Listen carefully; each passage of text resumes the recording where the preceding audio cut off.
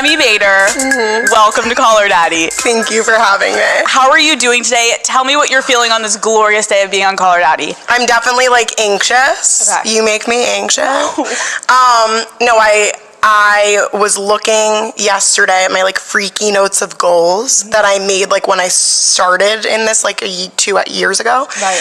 And the only like podcast I had on there, like actually last thing on the list was like be on Call Her Daddy. Like that was one of the like life goals, career goals. Well, and now you are here. I bet you've checked off so many things on that list. I've checked off a few and it was weird. I was like, I didn't even know it existed. I typed in Call Her Daddy to see like notes that I've made for myself. Right. And then that's what came up and I was like, wow, this is cool. You popped off on TikTok during the pandemic for doing realistic clothing hauls. Yes. You're the clothing haul guru. You really are. What inspired you to first start doing this on the internet? Well, I lost my job in COVID. I was in the music industry. I was doing partnership marketing and then got furloughed, said I would come back, didn't happen. So I actually did not know what to do with myself. And then I gained like a significant amount of weight at that time, like kind of pre-COVID. My dad's in fashion and always said like, Remi, you should do plus size modeling. And I used to get so mad at him that he would say that. And at this point I'm like $0 in my bank account, making no money. Like I need to do something. I was bored. And then I was always on TikTok, like in the pandemic, but looking at girls dancing. Like that wasn't like a thought in my head. And then I was like, and then I came across the curvy fashion side of TikTok, like these curvy girls showing clothes, and I was like, wow, this is cool. So one day I literally just decided, like, I'm gonna teach myself how to edit, like, I'm gonna just film myself, I'm gonna do something fun. And it was like 4 videos, did it for fun, no one cared, no one saw them. And then when I kind of like gave it up, it was like a video where I got a huge package of clothes, tried them on in my room without filming it, and I was just laughing at myself. I was like, wow, I look insane. And I sent it to my friends, and I was like, why don't I just make this into a TikTok? And that's the one that blew up. It was like the 5th video I made, and I basically was like, why do the clothes that we put on our bodies never look like what the model looks like online? Part of what made you successful was your content is you picking clothes that are approachable for everyone, right? Right. Well, I think again, this wasn't planned. I didn't think people were going to see that video, and I did the same one the next day. That did even better, and then I started doing more.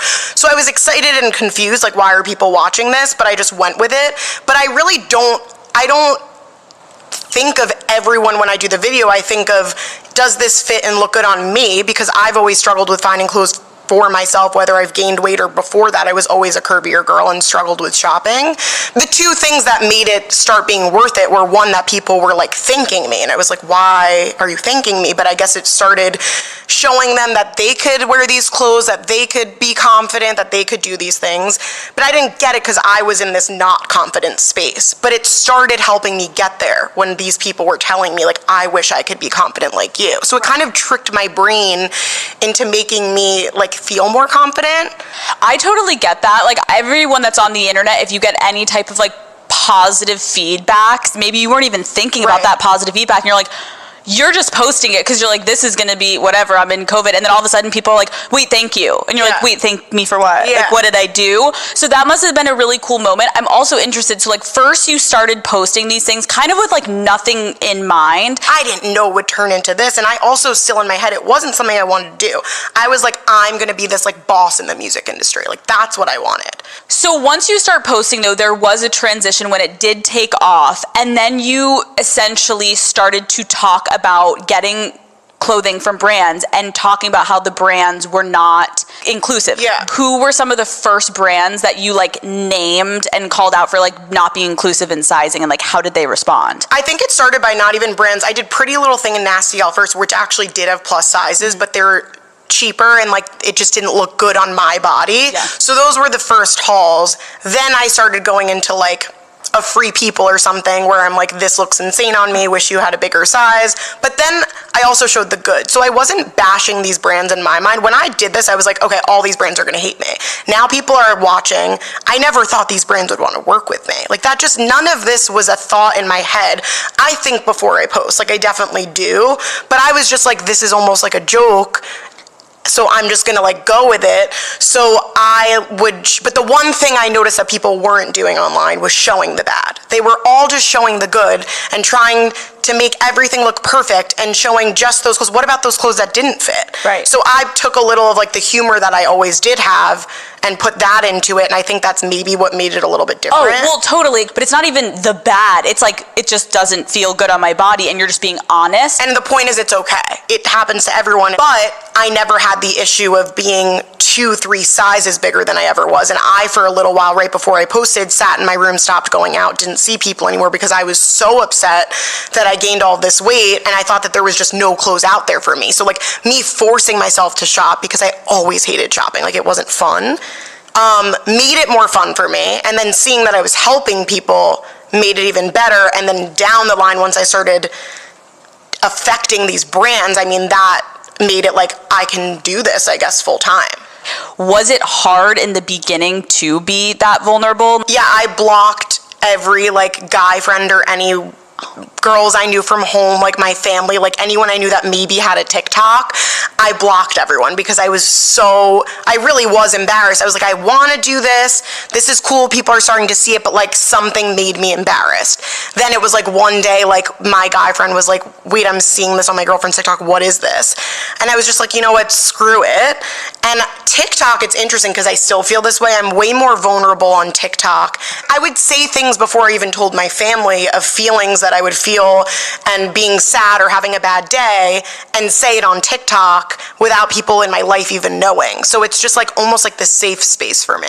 Once your family and your friends did find out, and then they would see you having like these bad days on TikTok, did people reach out to like see if you were okay? Okay. 100%. I think that like my parents they didn't know what TikTok was. So like it was very interesting, and until I started getting more brand deals and stuff, because my dad's like a business guy, like he didn't think it was real or anything in his mind. He was like, you can't stop working, like this isn't a job. So that took a while for him. Like I would say it didn't even start popping off till like January, and my first video was September. So once that started being real and like press was reaching out and all of that, was when they started kind of understanding it a little bit more. Right. Even my sister, when she walked in, I was to the house and I was making a video, she's like, what are you doing? Like it was just like a weird thing at first, but once people start to see like success from something, then they think it's cool. Like then it all changes. Your content kind of did also start to expand beyond clothing hauls. Yes. And you used your platform to highlight some other companies getting it wrong. Yes. So I think that slowly I started being like, now people are watching. I can't hide parts about myself. Like you either get the all me or nothing. And I was like, I have to show more of myself. So it started with a little bit of like, I have anxiety and a tic disorder, and I have this and this, and I struggle with this. And that was like scary for me to post. But I got good feedback from that. So over time, I started posting more things that would go on in my life. And before I had a following, I did this anyways. Like without having people follow me, I had 2,000 followers, I would still post my everyday. If something went wrong, I would post it. If I had a great day, I would post it. So when things started to happen that would maybe not be the best, I felt like I had to post it. And with Delta specifically, it was like the second time since I gained weight that I was on an airplane and the seatbelt didn't fit me at all. And I was thinking in my head, like, if I'm a 16, 18, what about all of these other people that are way bigger than me? How is this not fitting me? And it just made me angry. And I can't hold that stuff in. And I also feel like I now, with a following, have a responsibility for people that have felt this way prior or feeling this way that can't do anything about it or have no one to talk to about it. Like, I feel like I should be saying those things. Yeah. My automatic thing really is, like, I know it might sound silly to some people, but for me, it's like, well, I'm going to put this on TikTok. Like, I want people to see what's really happening. Like, I'm going to do it in the moment. I never pre-plan these things. I'm always doing it right away because I feel like that's when I'm in my like feels of like, this is real and this is happening. This is the most realistic. So right when that happened and before we took off, I just quickly did a TikTok of showing that the seatbelt didn't close with some random music in the background, just saying like, I don't remember what it was, but like Delta, like get longer seatbelts or something, whatever it was. It was like a very quick video. And that then blew up, and you have two sides to that of people that truly feel the same way, and then you have the other people that are just like, screw you for complaining, screw you for trying to take down a business, and screw you for being fat, basically. That was the first thing that really was like, should I have not done this? Should I have said it? And I have to really deep down think like, no, this is an experience that happened to me. People started saying like, look, she's holding the seatbelt. Like, it's really not real. I'm like, and I want to get defensive and I want to say things, and then I just have to be like, I will always be true to myself, and I've promised myself that. And if people don't think that that is true, like, there's nothing I can do. Totally. Did Delta respond? No, they never reached out. And like, of course I also tag because I want, there was articles that you know, wrote about it and stuff. So like they saw, I feel like they had to. Yes, Delta's huge, but I feel like it did kind of blow up. Yeah. That I just thought like that you can always make a situation better. Like same with the clothing hauls. I never thought it would be anything, but the first time like Free People reached out and they're like, we'd love for you to do stuff with us. It's like, I'm always happy to be a part of it. I'm not about the canceling. I'm not trying to cancel these brands, these businesses, these small businesses, anything. But I can't hold in things that really happened to me. And I feel like I have to talk about it. And I'm going to get negative shit from people. I'm going to get people that don't agree with me, but I'm going to talk about my experiences. What do you wish Delta would have done? I wish I always look at the other side. So I think of the business. Like, I came from PR and marketing. Like, I understand. So I was, like, in my head, I'm like, okay, well, if they can't change every plan and extend the seatbelts right now, they could put seatbelt extenders under the seat so you don't have to get embarrassed to go up to the plane and ask for one and have people looking at you. And again, it's like, why should you feel embarrassed? But it's the truth of it. Most people that messaged me were like, I feel embarrassed to go up, so I can't even put on a seatbelt. And then you get the people that's like, well, then lose weight. It's not that simple. There's just way more to all of this, and it's like, the point is we should all feel comfortable. Not even a question. The people that are saying that are so fucking ignorant, and I agree with you. I saw your experience on TikTok this summer when you posted about a business discriminating against you at this ranch. Take me through that day, what you were supposed to do, and what happened. Yeah, let's take a little drink. Okay. I was on a brand trip with Hampton Water. Love them. I was there with a few of my friends. It was like not a super big trip. And they had planned weeks before, like, 12 o'clock horseback riding, and I was excited. I went horseback riding 2 months ago, actually, on a brand trip with Revolve and Amangiri. Didn't have an issue. It was a great time. So I didn't think twice in my head. Like, I went there, I was about to get on the horse. We signed papers, like, it was done. And it did say on the sheet, are you 240 and above? So I checked off yes, but that's all it said. I was about to go on the horse. It wasn't unless I said something, and I looked at the lady, because in Amangiri, they put me on a bigger horse, and I wasn't offended at all. Like a horse that could carry bigger weight. That they did ask me how much I weighed. I was not offended. So I said to them, so I said, okay, are you guys going to put me on like a specific horse? Like, I just want to know the deal. And she's like, you're not riding. And I was like, wait, what do you mean? Like, you said I signed the paper, like everything was good. You looked at it, you took it, like everything was fine. And she was like, no, you're not riding, like you can't. And I'm like, wait, does it say it anywhere? Is it on the front of the place? Like, I'm a little confused. And she was like laughing. And also, I didn't mention this prior, but this was also a bigger woman. So that is pretty wild to me. But she said, you know, you're not riding. And I was just like, you should definitely advertise that, at least so I knew. Like, I'm here right now, this is happening. Like, I'll leave, it's fine. But I was embarrassed. I was really embarrassed. And I think I was like shaken up and I didn't know what to do. And I'm also there with like a bunch of influencer friends. And I'm the only bigger girl. So like, I really didn't think much. And it's funny to see in like what people's feedback is on it, of just like, you don't know what really happened. She could have flipped out and cursed the lady out and all this stuff. And I'm like, I swear on everything that never happened. Like, I was almost too embarrassed to even say much. I just remember being like, this should be advertised, and being like upset. But like, I left. I calmly left. The girl from Hampton Water was like, are you okay? I feel so bad, whatever. Where are all the influencers? They're getting on the horses. And do they see you not getting on the horse? Yes. And they get on the horse? Yes. And they see you leaving. They get on the horse, ride off into the sunset, and you leave. And I got in the car and I just started sobbing. It's like, I don't even think I'm upset, but I just called my sister. And it's also like my family also, when these things happen, don't know what to do because they don't know the right thing to say. They're also not my size. So it's just like, they didn't know what to say. And I left and I posted this video and it started blowing up very quickly. But it wasn't until, honestly, the influencers that were there started posting on the horses.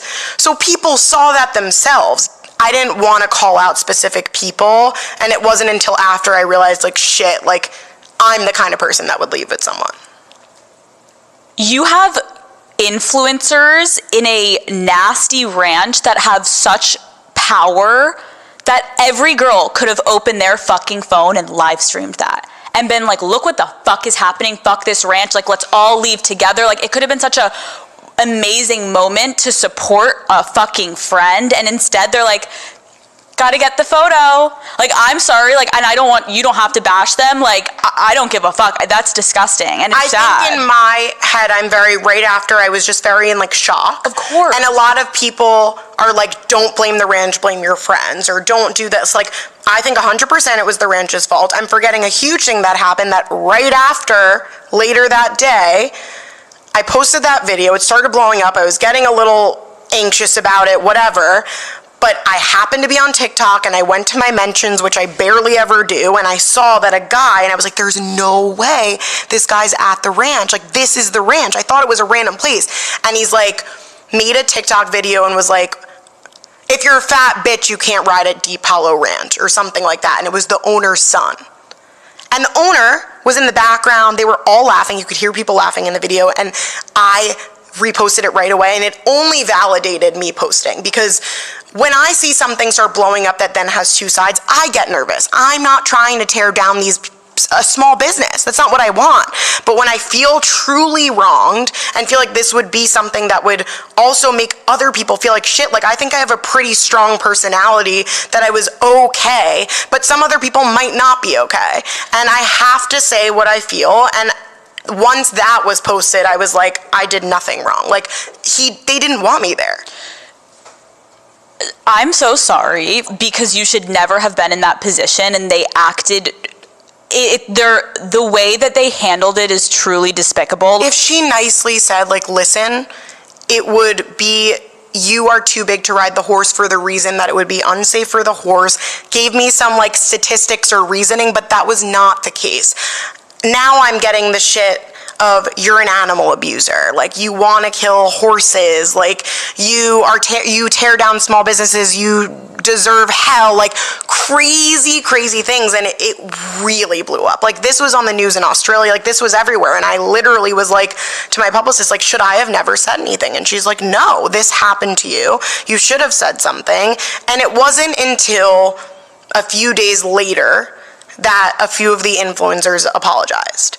And I don't want to, like, go deep into them, because I feel like people still are asking me, are you talking to those influencers?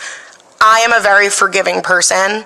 I think some people don't have the personality I do to stand up for myself and to say things how they are and to, like, be vocal. And all I can say is that I'm trying to be understanding, and I do feel like it's given me some sort of, like, I do need to look in different places for friends. Like, I went into this so fast. People don't understand how quickly this happened for me. And of course, I'm going to be friends with anyone that wants to be friends with me. That's the person I am. So, like, I'm just, like, excited. I've just been excited. But now I have to start being like, okay, like, I need to respect myself. And, like, who's respecting me, not just because I have this following, but because they love me and they want to support me.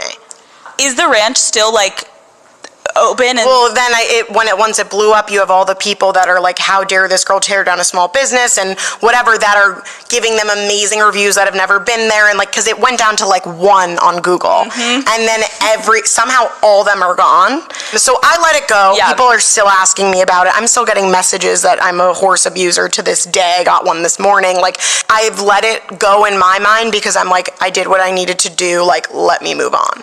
Where is that man? Like, that disgusting man? Does he still work there? Yeah, it's the owner's son. Daddy gang, do your thing. That's all I'm going to say. I think one thing that came from that, which is that now been happening, which is now have been talked about in my comments for the past, since this happened, is that every girl at that ranch and every influencer was skinny. And I've just been getting so much since then of, why do you only hang out with skinny girls? Like, you do this to yourself. Like, you should be surrounding yourself with girls that look like you. I have never made a friend by their body type or what they look like. I like you if you're funny. I like you if you're trustworthy. I like you if you're cool. Like, I don't. Just the same way as I look at guys. Like, it's about personality for me. And I think that's been a really hard thing for me to see, because it's like, listen, I came into this space, like I said, just excited, and then I'm going to the event, and there's barely any plus size influencers, specifically in New York City. A lot that I talk to are in LA. And what am I supposed to do? Literally, what am I supposed to do? Not go to these events? Yes, I don't know that till I'm there, that there's no one else there that is my size. With brand trips, I try and find out the list. Like, I do the best I can with brands I'm working with. Do you have other plus size girls in this campaign? Like, I am trying. But one thing that people don't know is that I have reached out to so many plus size models that are well known and influencers in New York City that have not followed me back, not answered and read my messages. Like, I've gone to shoots where I have felt so left out that I've literally texted my mom in the corner being like, I feel like a loser at 8-hour shoots where these plus size girls don't even talk to me. So, like, my one thing that I've been thinking about so much lately is, I don't feel supported by a lot of the plus size community, because a lot of them say that I'm not big enough to be plus size. Then I'm too big to be mid-size. And then I get yelled at for hanging out with skinny people. So where do you want me to be? And what do you want me to consider myself? Because I've never labeled myself, and I don't know what to do to make everyone happy. Like, I literally don't know where I should put myself. What do you wish would be the situation and the case for you? I think the same thing as when I started all this, how, like, my dream is to have a line that caters to everyone, and there's no labels of plus size, extended size, curvy, what's the best that a brand can call it, whatever. Like, everyone's just in one, you walk into a store and it's all sizes in one place. Like, that's all I've ever wanted. I don't think anyone should feel left out. That's why I don't even think that there should be plus size brands where there's no small sizes. Like, I just think everyone should be included. And it's the same thing as, I've never considered myself any title, because, and just the same thing as how I tell press not to call me body positive, because then if I say that I'm not happy with my body one day, people are calling me fat phobic. It's like, I can't win. And I never planned to be here. I'm grateful I'm here. I'm so happy. I'm so happy I have this voice, because I've always been someone that could stand up for myself, and that hasn't changed. So I'm happy that I could be this person that can, like, say it how it is and be honest, and people are listening. But, like, I seem to lately not be able to win, and it seems that the people that followed me from the start want me to be this original, like, relatable girl that wasn't getting these brand deals, that, like, was struggling and crying every day and was miserable. Like, it's like, the second I start to be happy, it feels like I'm losing these people, and they see that I'm happy and they're like, well, she's not one of us anymore. It's like, I just don't know what to do. Why are we doing that to women? And it's women. I get uncomfortable because I'm even in this position, I don't know what to say. But some people, you know, like being called fat because they're like, I am fat, where for me, I take it as, I personally, and some people might not like it, but I take it as a negative thing, because as an insult my whole life since I was younger, if anyone's trying to insult me, the one insult is, you're fat. So as a negative thing. So I just don't think any of these terms, like, even when they try and put extended sizes on a website, like, why do they have to say it's extended? Like, I don't think there's any right, and I think it's more of a personal thing of, like, what you want to be called. My title, I would say, in press is now usually content creator and curve model.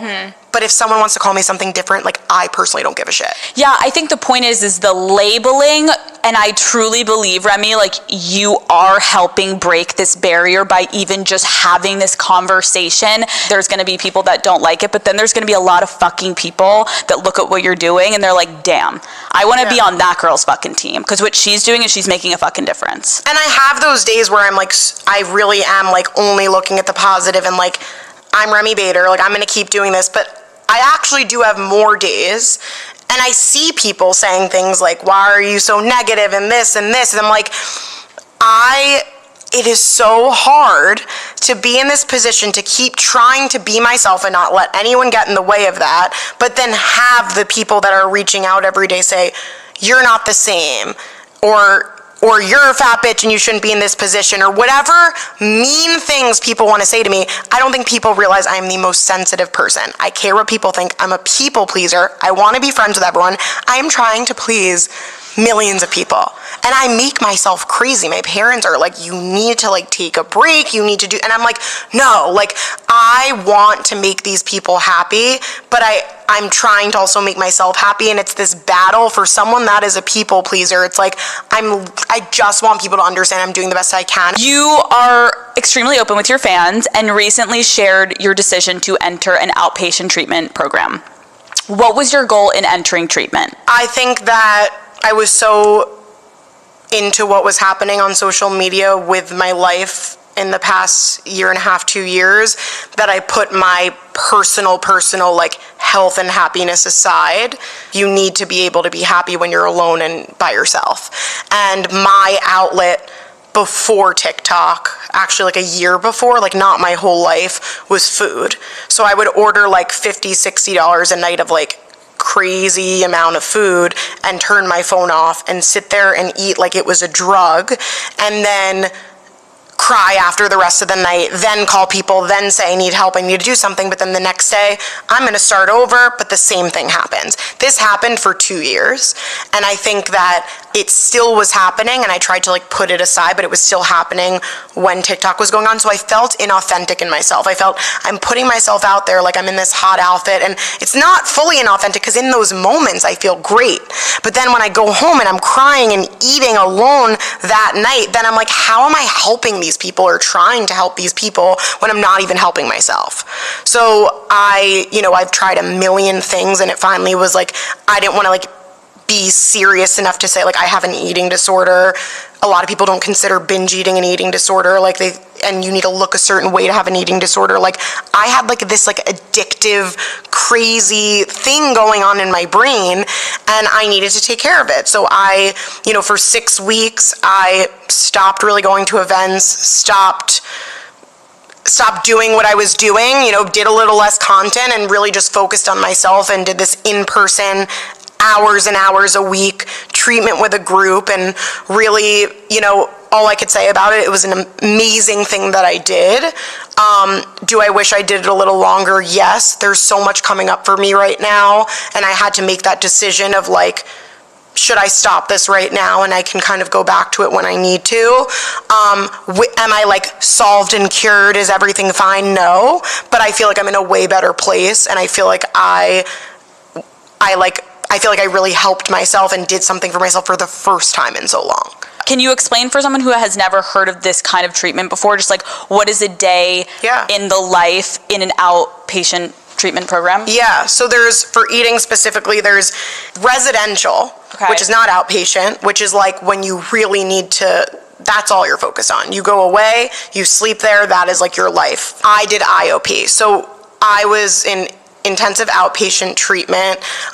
I did 3 nights a week, 3 hours each night in person, no phone, eat dinner together in a room, and like have these very intense group therapies and CBT, DBT, body image groups, all these things that like just really, I'm like very now for group therapy. I think it's really interesting and helpful to be able to put yourself in other people's shoes and like help each other out. What's interesting and what a lot of other groups I know don't do, it wasn't just binge eaters. It was people that have anorexia, bulimia, body dysmorphia. I was one of the only bigger people in my group, but you learn that you have a lot of similarities and can like truly support each other. And the horse ranch thing and all this stuff actually happened when I was in this, and it really kind of threw me back a little. I actually like binged that week and really like it messed me up, but I had this group to like go, force myself there. Didn't want to ever go that day, but once I was there, I was so grateful, and I met like amazing people that, I really in that group like at the end was just like, I'm so mad at myself that I feel like I was gonna be at this amazing, like I'm cured, I'm an amazing place. And all of them were like, Remi, like you've done so much for yourself. Like it's not like a snap of the finger. Like this is years and years of like your mind being one way. Like I'm a work in progress, but like I did this for me. Thinking about how you said there were different women in your program, even maybe a woman that struggled with anorexia, and at first glance you may be like, oh gosh, like we can't relate. Oh, I was like, why am I here? Right. That first night I was like, why am I here? I feel so out of place. This is insane. And then you just start talking and you understand how many people have things in common. And what I do want to say to people is I did a very specifically expensive program, which I'm grateful that I was able to do. But if this was a year ago, I would not have been able to do it. And, you know, I put myself there, but there are other places that you could put yourself, like an OA group, which is Overeaters Anonymous, things like that, which have, and other groups that aren't just about overeating that are free or less money, in other places that you could put yourself in. Just being able to put yourself in a position where you can relate to other people, I think, and not keeping it in is what helps the most. Anyone listening, it's incredible to hear you talk about how like it actually made you feel so connected and less alone, and like you're able to bond with people that are going through similar things. And so in those moments after the ranch, when it set you back, it's like you're showing up and all these women are gonna be like, we're here, we got you, and like let's do this together. And that day, which I can't say, I would never say names or anyone, like it's all confidential, but that day that I was crying and freaking out and talking about the horse ranch and not sure if these people would understand and saying everything, and there was a new girl there that day, and the whole time never would have thought she knew me, nothing. Like it's just not that type of vibe. But at the end, because I was so upset and I was like a massive bitch that day, I was just sitting there with my arms crossed, so upset. And she was like, I just have to say to you, like, I'm here because of you. Like, I am in this program because of you, because I saw your video, and like, I just need you to know how many people in the world you're helping, because I wouldn't be taking care of myself if it wasn't for you. And then that snapped me back into like, why the hell am I focusing on all these people that are telling me I'm the worst human in the world when I'm helping these people? Did you take any tools from the program to try to help yourself while you're going to kind of get into this crazy part of your career right now? Yeah. I never even before this could even notice if I was hungry or not hungry, because I was so messed up with food the past few years. So like even being able to notice that and like being able to just be a little more present when I'm eating. I just went on a trip to Italy and London, and like I was very nervous because Italy I was with a group of people, but London I was alone. And when I'm alone is when the binging happens. And I just was like able to just like be more in tune with myself. But you should never finish a program and like have no support. So I'm like right now figuring out who my team is going to be, like helping me outside of program. I'm interested to know, you kind of mentioned this earlier about like the negativity. People kind of come at you for calling out brands or, you know, making a comment about discrimination at like an airport or whatever it is. What are you feeling towards people that think you're just being negative on the internet constantly? How does that make you feel? I think that it just frustrates me because, again, I can't cater to everyone, but to my following, I feel like I'm doing them good and myself good by being honest about the things that are happening and showing the difference of how maybe a person who is larger is treated. And I think a lot of people don't like that because maybe I wasn't this size a few years ago. I never was skinny, but I wasn't this size. So a lot of people don't like that I'm like this newer, larger girl experiencing this and talking about it and people are listening.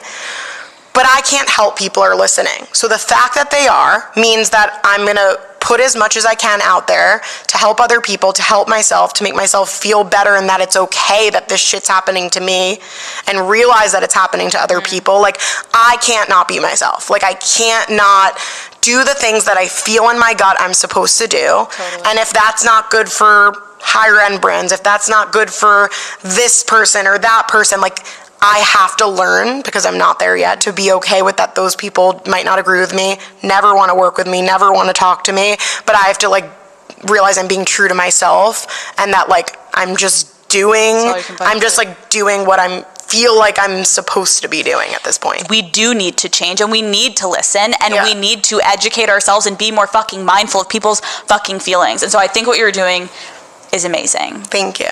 We're gonna pour more rosé, and now we're talking dating. Okay, Remi.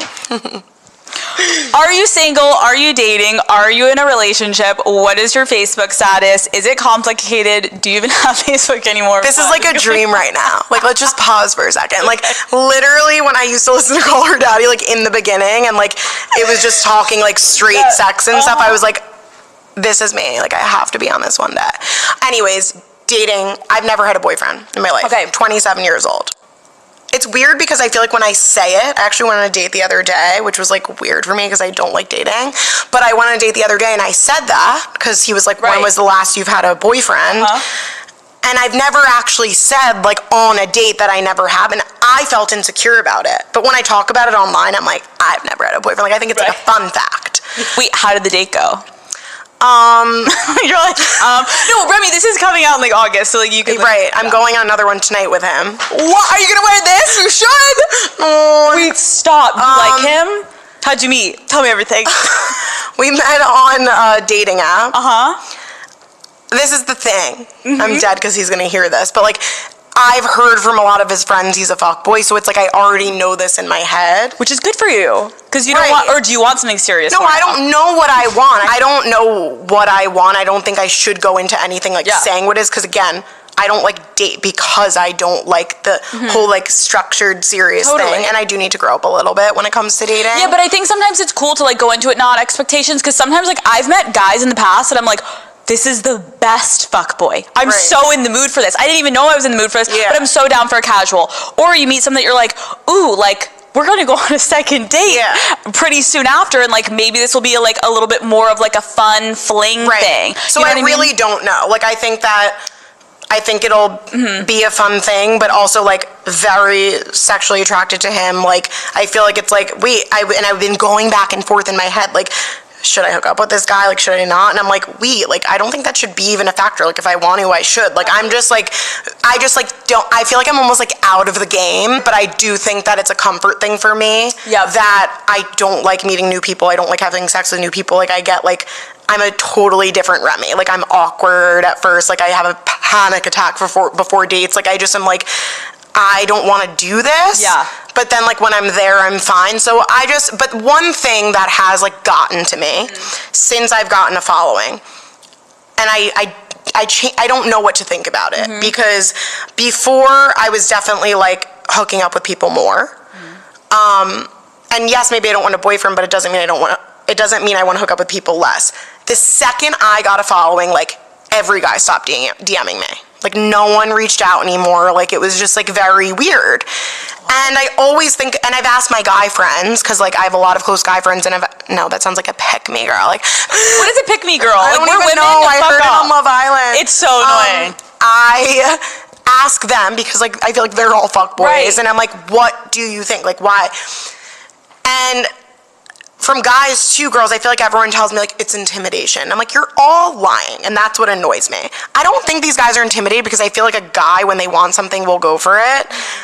And I can't help to lately be, like, very insecure about, like, I'm, like, a realistic person, and I truly believe that I've gained weight. I don't look like how I used to look, and I'm not posting sexy shit all the time. Like, I'm posting me being funny and showing my body and showing that I'm maybe not happy with my body all the time. So I don't think that's necessarily, like, attractive to guys. This guy, like, at least I need to give him some respect, because I wasn't even gonna go on the date, was because, like, he knows what I do. The first thing I said to him was like, or he was like, so what do you do other than TikTok? And I'm like, have you seen my videos? Because you probably won't want to talk to me after that. And he's like, no, I've seen them and you're hilarious. And I was like, whoa, like, that's cool. And then Remi, you insert what the fuck you're doing in business. Oh, I actually am starting a brand. Oh, I'm doing this. Oh, I'm doing this. And all of a sudden they're like, and you're like, oh, and dinner's on me. Just kidding. You can pay for it. But the point is, no one really reaches out. Like, no one usually. I think you got to be fucking sliding in those DMs, girl.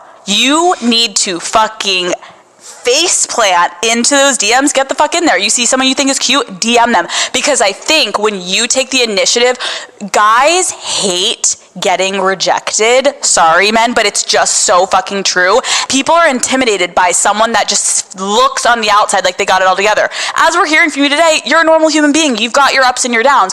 But you're like, I want a guy to, like, you know, slide in. Like, what the fuck? You should slide the fuck in. You should slide in. I'll try it. Go off of something that you see on their profile. Send him his own picture. Say something funny about it. Or if it's on a dating app, like, message them first. Then they can take it from there. But it's really you just giving the insight of, like, I'm interested. What's up? Yeah. And then I think you almost are showing that interest and they will reciprocate. But I think that you gotta, like, balls in your fucking court. Why the fuck are you gonna wait for a guy?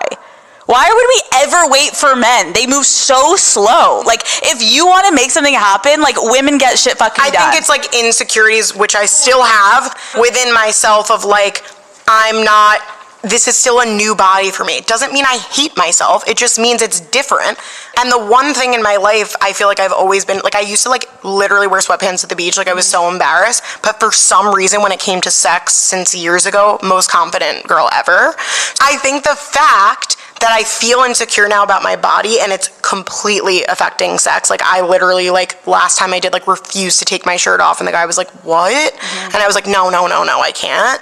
I hate that. Like, I hate that. I feel like it's not me. Like, it's a totally different person. And it's, like, ruining the one thing I always felt 100% confidence in. So that's where I'm like, of course I'm going to feel like, no, I don't want to slide in. This guy doesn't like me. No one's reaching out to me because I'm just, like, fully 100% blaming it on, like, my body and how I feel about myself. I don't know. I think that is a very relatable concept of, like, getting in your own way, of almost looking back and thinking of something you're like, fuck, I was so good at that and I enjoyed that. I think, first of all, you should be easy on yourself. We also have to remember we are our own worst enemies. Right. So when you're feeling that insecurity, they're on the date with you. They're there.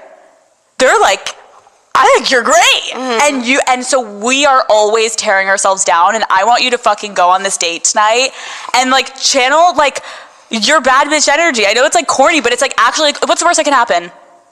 Think about that. Ghosts. Oh, he goes. Oh, bye, Casper. Don't care. Next. Like, literally think about it. Like, Casper, the friendly ghost. Like, what you should also do for yourself is, like, don't let yourself be like, fuck, I wasn't myself, and maybe I was awkward, and that's why I didn't call. Be yourself. Mm-hmm. Fucking go in there and be like you are with your friends. And I know it's hard, but I'm just saying, like, maybe tonight, just be like, fuck, take the bottle with you out the take the extra rosé. But you know what I mean? It's like the worst. I always like to think about, like, what's the worst that can happen? Yeah. You're yourself.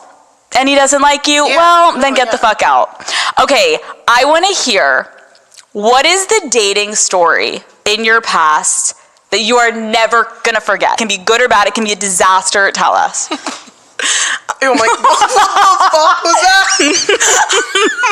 The creepiest. No, I did not mean to do that. So good. Funny hookup story, like, have one at the top of my head. So, I was out one night, and the nights of my life that I've been, like, the worst Remi is when I have Red Bull and something. Like, I think I'm allergic. Never give me Red Bull. If they gave me $1 million for a brand deal, I'd say absolutely not. And so I was out drinking vodka and Red Bull, got obliterated. Like, I was just very drunk, and there was this kid there that's best friends with my best friend. Okay. And very good looking, very hot man. And I was just like, he was, like, flirting and wanted to get with me, and I was like, there's no way. Like, I just was like, there's just no possible way. Anyways, he left, went back to my friends, and he texted me, like, come over, and I was like, okay, I'm coming. Somehow ended up there. Mm-hmm. But while on my way over, I was texting my mom, be home in 5. Poor mother. So, never went home. Went to this kid's house, went to my friend's house, and this kid was there. We were hooking up in, like, his grandma's room. Sexy.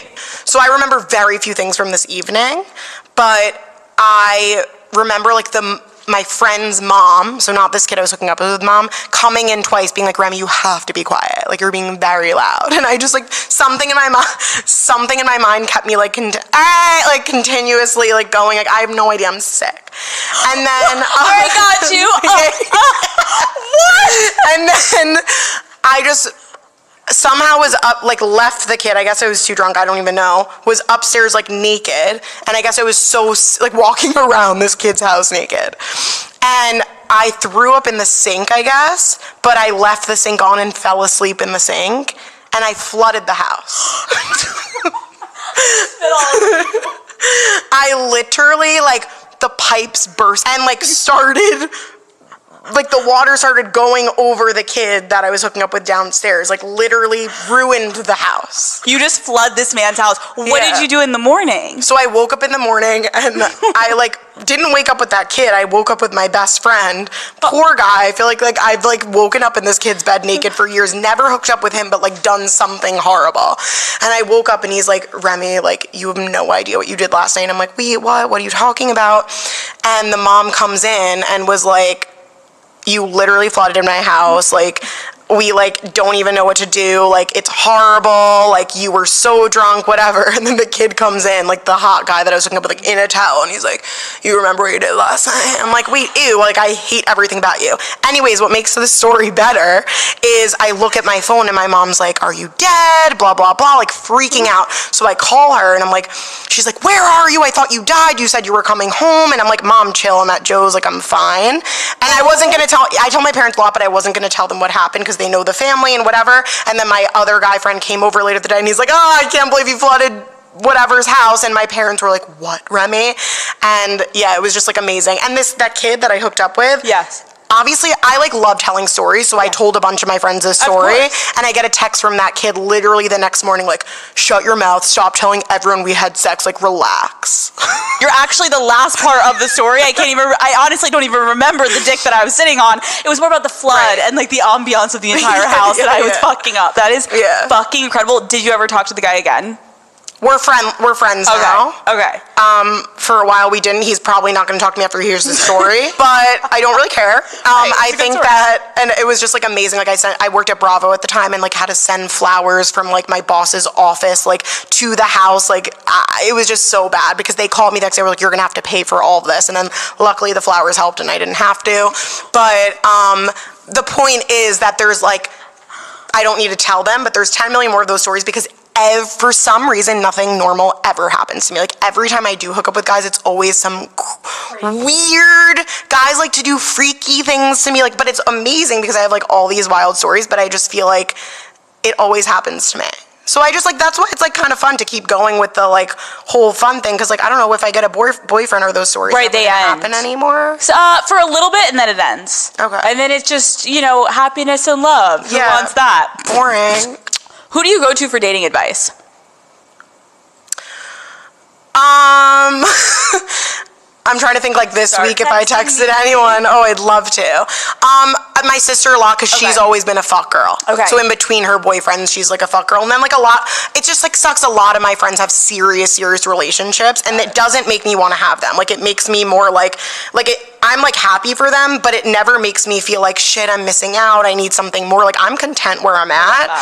But something someone said to me, which was like very, I don't know, you could tell me if it's true or not, but like, was like, we're at the age where it's like, it shouldn't be a game. Like, if you show you're interested and they're interested back, like, that will maybe go somewhere. Like, why does it have to be like, he's not interested, so I'm going to make him more interested? Because I am a little messed up where I want what I can't have, just because I've always had shitty relationships. Like, in college, like, I would hook up with people that are mean to me. Like, for 4 years, I hooked up with this guy in college that treated me like shit, made me go home at 4 a.m. I was not allowed to sleep over.